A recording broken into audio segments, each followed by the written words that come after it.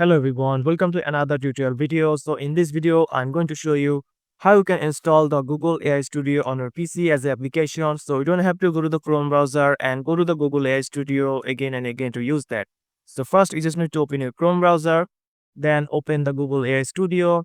Just go to the googleaistudio.com and after that, go to the right corner of your Chrome browser, click on this, then go down and find this cast, save and share. And here you can find the option called install Google AI Studio. Click on this, then just click on install.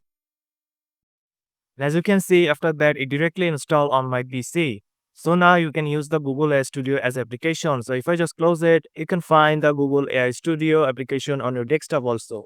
Just double click on it to open this.